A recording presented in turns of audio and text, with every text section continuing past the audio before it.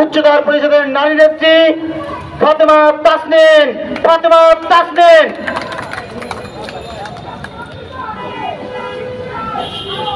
সংগ্রামী বন্ধুগণ, আওয়ামী লীগ 15 বছর ক্ষমতায় থেকে আমাদেরকে অনেক উপহার দিয়েছে। বিশ্বের মাঝে বাংলাদেশকে দুর্নীতির চ্যাম্পিয়ন হিসেবে আখ্যায়িত করেছেন। সেই সাথে বেনজির থেকে শুরু করে আজিজদের মতো দুর্নীতির পোষ্যপুত্র তারা উপহার দিয়েছেন। আজকে যাদেরকে সংসদে রেখে অবৈধ প্রধানমন্ত্রী, অবৈধ মন্ত্রী পরিষদ, অবৈধ সংসদে বসে যে অবৈধ তারা বাজেট ঘোষণা করেছে, এই বাজেট জনবান্ধব বাজেট নয়। এই বাজেট হচ্ছে লুটেরা বাজেট। এই বাজেট হচ্ছে দুর্নীতিগ্রস্ত ব্যক্তিদের উৎসাহ দেওয়ার বাজেট। আজকে খেটে খাওয়া মানুষ, প্রান্তিক চাষি, আজকে রিকশাওয়ালা পর্যন্ত দুমুঠো ভাত মুখে দিতে পারে না। সেখানে তারা বিদ্যুতের দাম বাড়িয়েছে, সেখানে তারা তেলের দাম বাড়িয়েছে, নিত্য পণ্য দ্রব্যের মূল্য তারা ঊর্ধ্বগতি থেকে আরো ঊর্ধ্বগতিতে তারা পৌঁছে দিয়েছেন।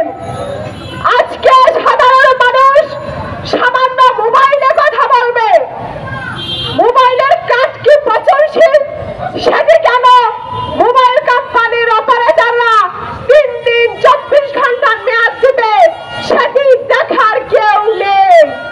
আজকে হাজার হাজার কোটি কোটি টাকা সেই ব্রিটিশদের মতো, ব্রিটিশরা যেমন নীলকয়ের চাষিদের উপরে পিঠের উপরে আঘাতে আঘাতে রক্তাক্ত করে তারা সেখান থেকে টাকা নিত, ঠিক তেমনি নীলকয়ের কোম্পানির মতো ব্রিটিশদের মতো সিম কোম্পানিগুলো জনগণের কাছ থেকে টাকা লোপাট করে নিয়ে যাচ্ছে। আজকে বাংলাদেশের মানুষ অসহায়, বাংলাদেশের আকাশে হাহাকার, দুর্নীতির ঘনঘটা, সেখানে মানুষ আজকে কান্নায় নিমজ্জিত হচ্ছে, হতাশাগ্রস্ত হয়ে আত্মহত্যা করছে। বাংলাদেশের মানুষ স্বাধীনতা 53 বছর পরে কেন অভিভাবকহীনতায় ভুগবে? এর জবাব আওয়ামী সরকারকে দিতে হবে। আপনারা পরপর 3 বার দিনের ভোট রাতে করে যেভাবে করে আপনারা সংসদে এসেছেন, আপনারা একটা কথা জেনে রাখুন, যদি একবার আপনারা ক্ষমতার মসনদ থেকে নেমে যান, আগামী 200 বছরের ক্ষমতা চোখে দেখবেন না। ক্ষমতায় বসে থেকে জনগণের উপরে যে জুলুম অত্যাচার চালাচ্ছেন, ছাত্র সমাজের উপরে বিশ্বকোটা দিয়ে যে পরিমাণ তাদের রিজিক ধ্বংস করছেন, ছাত্র সমাজে আপোষ করবে না।